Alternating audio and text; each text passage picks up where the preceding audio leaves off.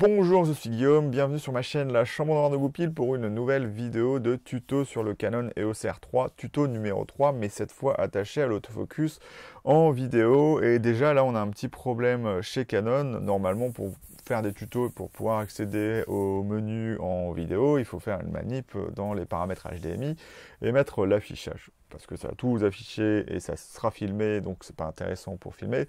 Et du coup, vous pourrez aller dans les menus, donc bien pour faire du tuto. Sauf que Canon, c'est pas comme ça. La seule chose que fait ce paramètre HDMI, c'est juste d'afficher les infos. Pourquoi je dis ça? Parce que, bah voilà, ce que je peux faire, c'est que là, je suis en train de filmer avec l'enregistreur externe en 1080p, parce que c'est assez compliqué là-dessus avec le micro HDMI d'enregistrer autre chose que ça. Mais bon, ça c'est un autre problème. Dès que je fais ça, je peux aller dans les menus, alors que je suis en train d'enregistrer. Aucun autre appareil photo fait ça. Une fois qu'il détecte l'HDMI, vous pouvez plus aller dans les menus. Et par exemple, Sony, vous pouvez aller dans les menus si vous avez activé l'écran, sauf que vous ne le voyez pas dans votre enregistrement. Donc, si vous avez des réglages à faire, faites-les avant chez Canon, sinon, eh ben, vous ne filmerez plus votre scène, vous filmerez les menus. Donc quand on arrive ici, on a AF Cerveau Vidéo, donc si vous le désactivez, vous passez en manuel, et vous avez toujours accès à un AF ponctuel avec votre bouton autofocus. On a les zones autofocus, donc on a plusieurs zones.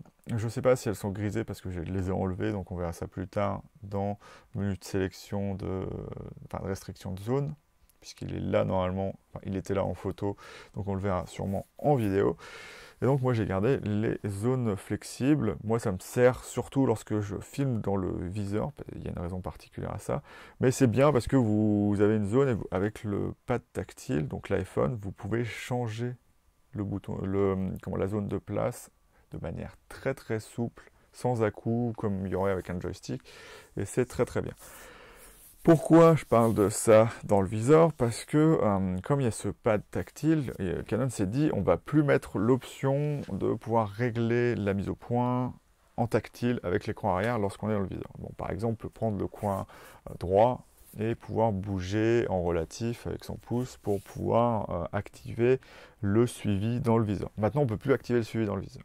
On peut que faire du tap tracking parce qu'ils ne se sont pas posé la question de se dire si on enlève ça, la personne ne pourra plus faire du tap tracking parce que le bouton iPhone ne sert pas à faire ce tracking lorsque vous êtes en train de bouger votre collimateur. Voilà, tout simplement. Le suivi peut se faire si vous appuyez sur l'écran arrière et c'est tout. Donc c'est un petit peu dommage. Donc sur ce point-là, par exemple, un R6 Mark II, un R5, eh ben, seront supérieurs à cet appareil photo. Et je trouve ça un petit peu dommage. Donc, suivi du sujet. Donc, on le met sur on, et bien évidemment, lorsque vous tapez, vous avez le suivi qui se fait. Il y a toujours la détection des sujets comme en photo. Et donc, l'astuce, comme en photo, mais je vais vous l'indiquer quand même ici, ce sera de pouvoir changer de sujet, parce qu'on ne peut pas régler de touche pour changer le sujet, de faire menu Q, qui s'affiche, mais pas sur l'écran. Donc, en gros, je vais juste vous donner la technique. Lorsque vous voulez pouvoir changer rapidement de sujet, il va vous falloir, avec le menu Q, allez vous mettre sur sujet, et une fois que vous êtes dessus, vous réglez avec la molette du dessus. Et donc, si vous sortez du menu Q et que vous revenez dedans, et ben vous serez sur le sujet. Donc ça fait un peu comme si le bouton Q vous servait à changer le sujet. Voilà, tout simplement. Puisque c'est le seul moyen de le faire rapidement sur le Canon EOS R3. Détection de l'œil activée, mais j'ai un bouton pour le désactiver aussi. Et donc si je suis la plupart du temps en zone large, c'est bien évidemment pour pouvoir faire des vidéos en face cam. Changement de sujet suivi, donc top, sur sujet. Et donc en fait ce qui est un petit peu dommage, c'est que ça ne change pas, de photo à vidéo, ça reste exactement la même chose. Je crois, d'ailleurs. On va regarder ça tout de suite, peut-être que je me trompe. Donc je le mets à 0. Hop, on passe en photo, menu, hop, et voilà, changement de suivi. Et ben en fait non, j'avais tort, et je m'en excuse. Donc si on revient en vidéo, d'ailleurs je sais pas pourquoi j'ai changé. Donc on va le mettre sur sujet sur tous les deux. Voilà. Parce que je croyais l'avoir mis à 0 sur les deux, et c'était pas le cas. Hop, donc vitesse AF cerveau. Hop, voilà. Continuellement.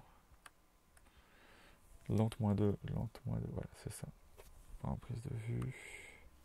Et donc moi je l'ai mis à -2, je ne l'ai pas mis trop loin parce que après l'autofocus devient vraiment très très lent.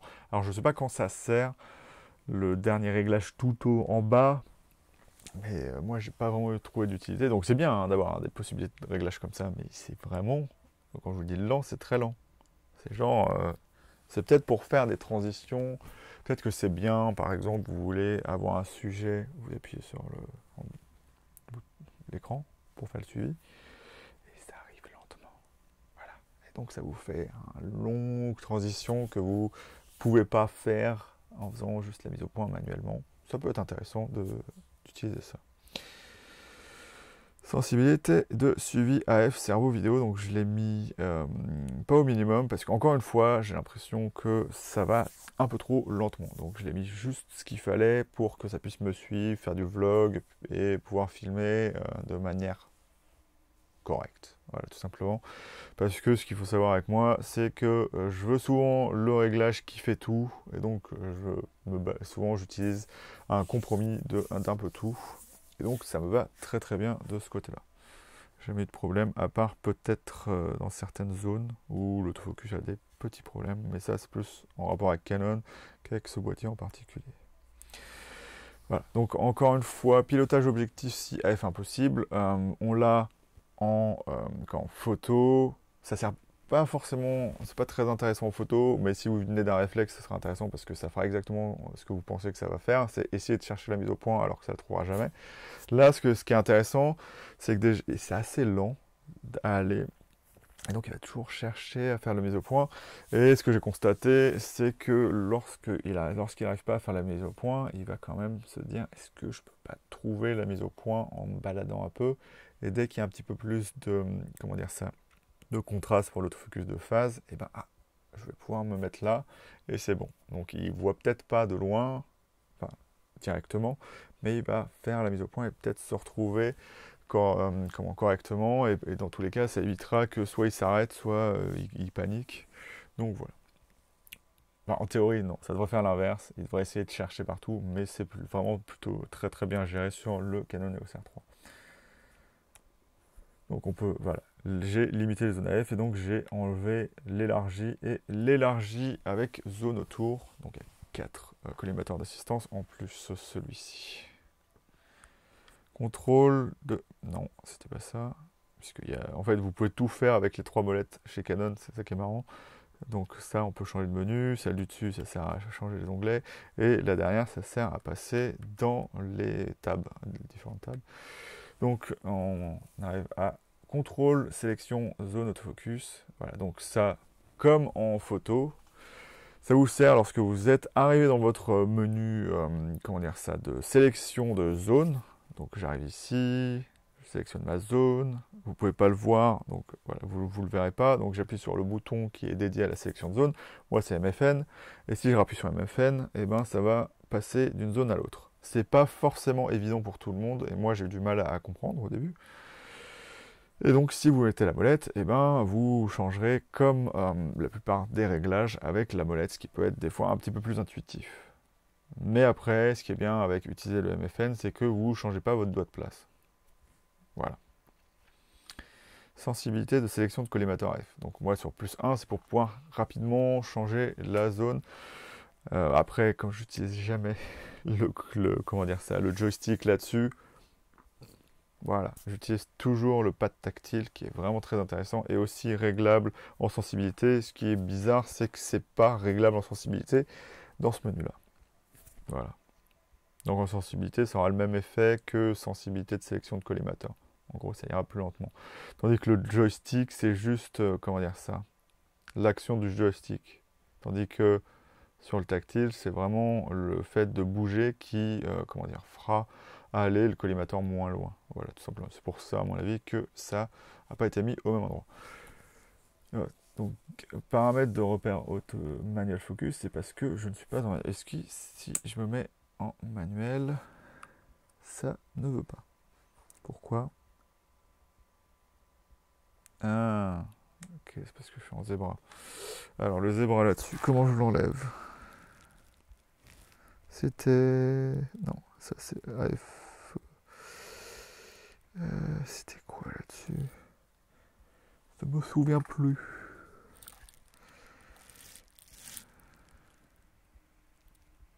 Est-ce que c'est là-dedans? Zébrure, non, oui, non. J'ai un bouton zébrure, mais je crois que je l'ai enlevé. Là, c'est... Non, c'est pas ça. Je vais y arriver, hein, ne vous inquiétez pas. Ah, j'ai plus de batterie sur le XH2, ce qui est assez génial. Je n'ai pas anticipé ça.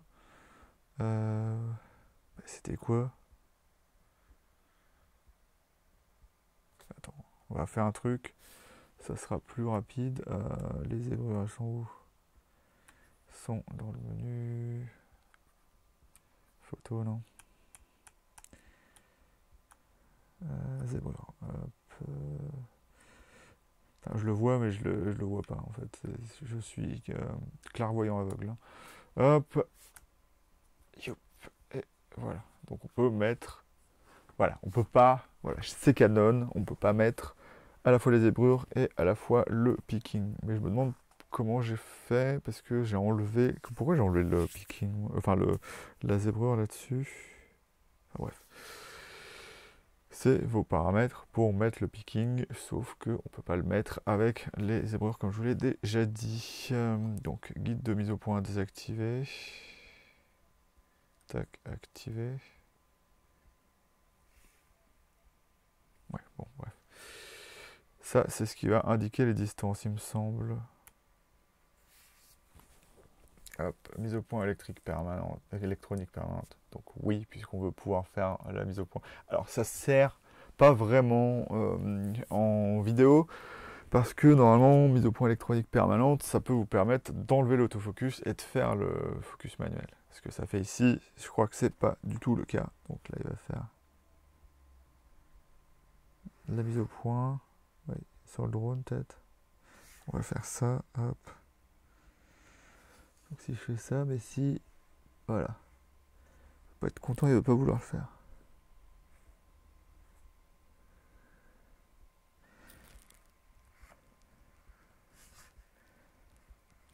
Ou ça fonctionne tout simplement pas. Je sais pas pourquoi. Ah, ah bah oui. Attends, si je fais ça... C'est bizarre d'avoir mis ça en vidéo.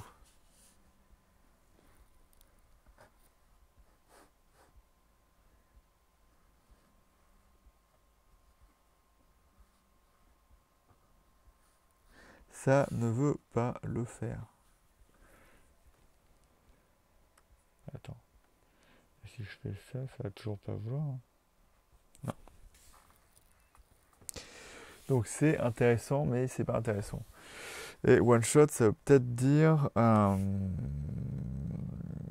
lorsque je suis pas en mise au point. Mais de toute façon, si je me suis pas en mise au point, il va forcément faire la mise au point. Donc c'est un peu bizarre.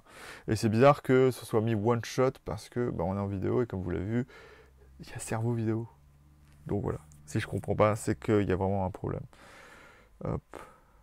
Désactive en mode AF. Oui, bah, c'est ce que j'ai l'impression que c'est au final. Puisque ça ne fait rien.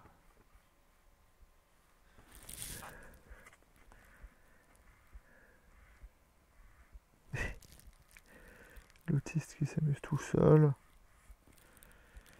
Bref. Rotation de la bague de mise au point, donc bien évidemment, je le répète à chaque fois, si vous êtes chez Nikon, et bien ça vous permettra de le remettre dans l'autre sens si vous voulez.